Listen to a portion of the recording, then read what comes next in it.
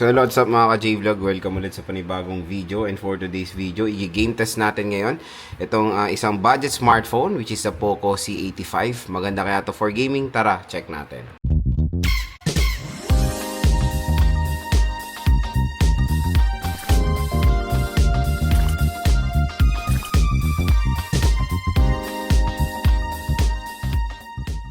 So ito ang Poco C85, isang bagong budget smartphone ngayon at when it comes sa screen size niya, 6.9 inches po ito with IPS LCD display. And yung chipset nito is try natin the MediaTek Helio G81 Ultra at ang very interesting dito sa device na to is napakalaki ng battery niya, 6,000 mAh non-removable battery. At kung interested pala kayo bumili nito, ilalagay ko po yan, yung view products. I-click nyo na itong view products natin dahil mura at bagsak presyo lang dyan itong Poco C85. Ang maganda dito sa smartphone na to is super duper affordable lang siya. And itong itetest natin is yung 6GB 128. Nakuha ko lang siya ng 4 Plus dito sa online. Pero ang SRP nito isa sa 5,000 plus. Meron ditong 8GB 256 mga ka-J-Vlog. Kaya kung gusto nyo magdagdag, pwede naman yan. Pero dito sa base model, which is ito yung magiging mabenta kasi ito yung pinakamura niya. At yun nga, meron pong special voucher up to 1,000 pesos off ang pwede nyo makuha pag clinic nyo yung ating view products. So 5 games ang ating itetest. Meron tayo ML, COD, WUA, Genshin at Honor of Kings. So first ito muna lalaruin natin, Mobile Legends. So set natin yung settings niya, map quality ultra, refresh rate high, resolution HD, naka ng outline at shadow. And syempre naka full download ng resources natin. Mountain of bones. My dagger and crown are forged.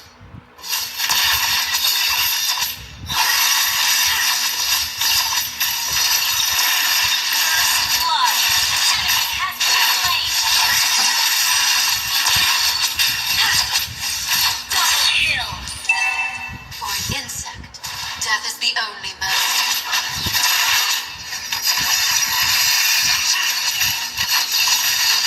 I am the abyss.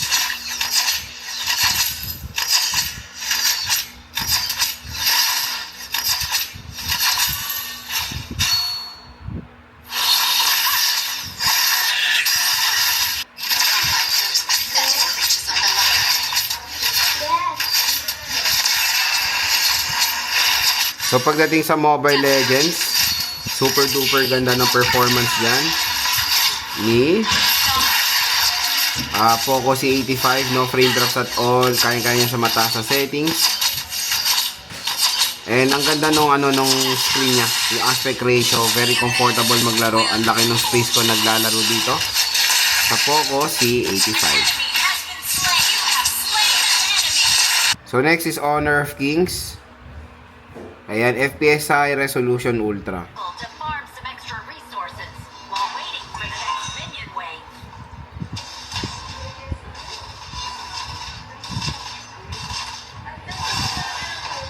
First blood.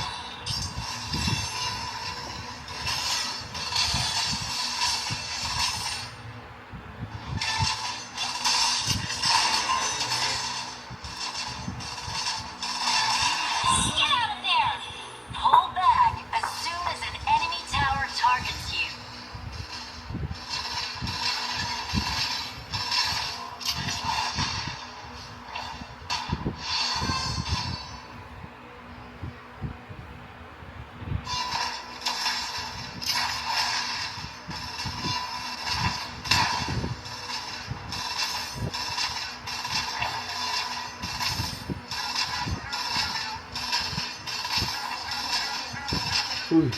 So pull back. Sorry. Get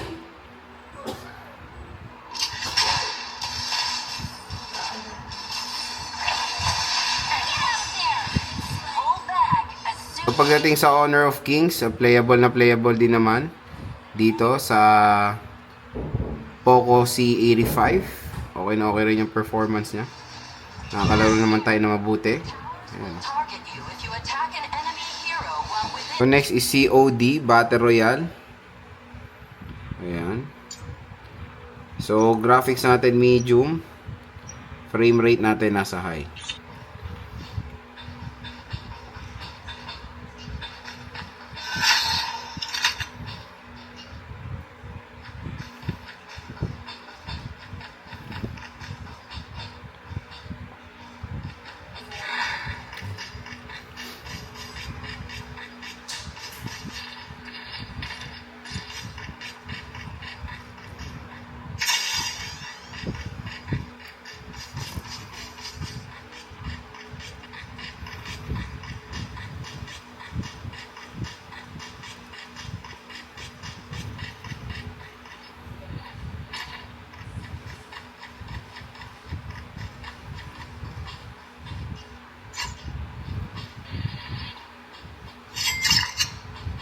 So yun, pagdating sa COD Battle Royale, so far so good naman yung performance niya.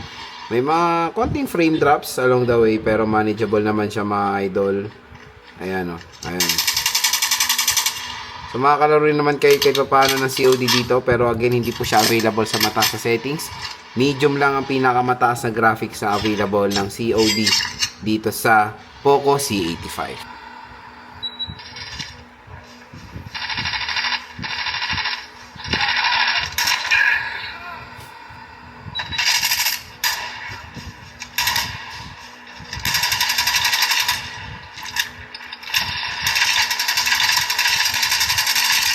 Chasing mag, cover me. Enemy in sight. Lost the lead.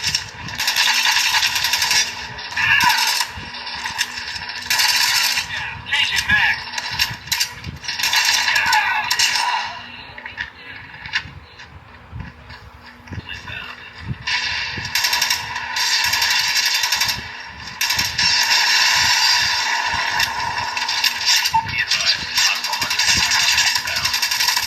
Pagdating sa COD multiplayer, ayan, maganda rin ang performance diyan ni Poco C85. Playable siya dito sa smartphone natin. Lost the lead.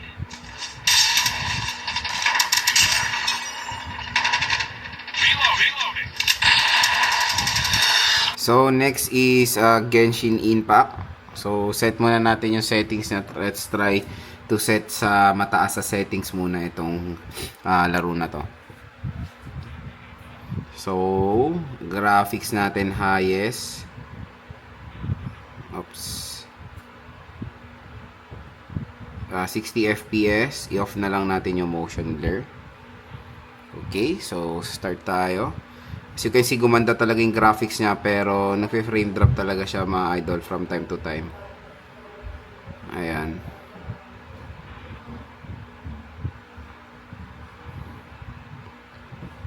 So, high settings, medyo may hirapan kayo dito. Nakakagalaw, nakakalaro naman tayo kahit papaano.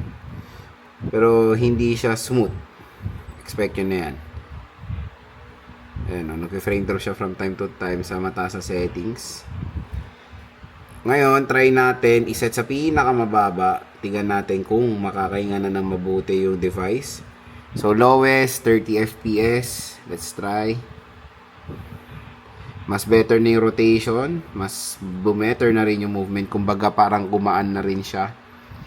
Mas less yung ano niya, yung pagka frame drop niya mga idol. At nakakagalaw na rin tayo ng mas okay compare kanina nung nasa high settings tayo. So kung maglalaro kayo ng Genshin dito, yes, playable naman siya sa Poco C85. Pero iset nyo sa pinakamababang settings para mas ma-enjoy nyo siya. Pero again, expect nyo may frame drops din from time to time. So playable naman po ang Genshin.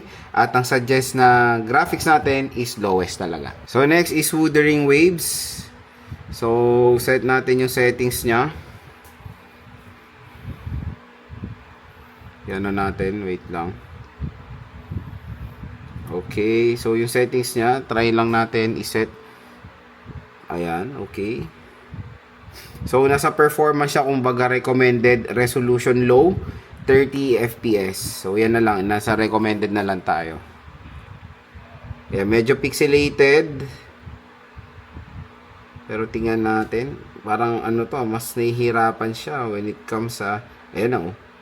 Ano, wala bigla yung tao oh. Tagal mag-load.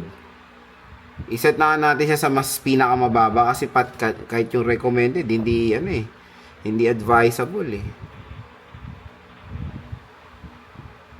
Ayan, resolution natin low. So yun na yung recommended natin, yung performance eh oh. So nakakagalaw naman kayo pero grabe frame drop niya. And ano doon, matagal mag-load yung graphics. So kung maglalaro kayo dito, recommended talaga sagad nyo sa pinakamababang settings yung UA. Pero dito medyo pangit yung performance niya mga idol. Ayan o. Mas better pa yung performance niya sa Genshin Impact.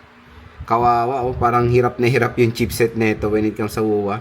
Kaya definitely itong larong to hindi pwede or hindi ko siya mare-recommend sa Poco C85. Pero kung ipipilit nyo siya, recommended talaga or best settings, pinakamababang settings lang.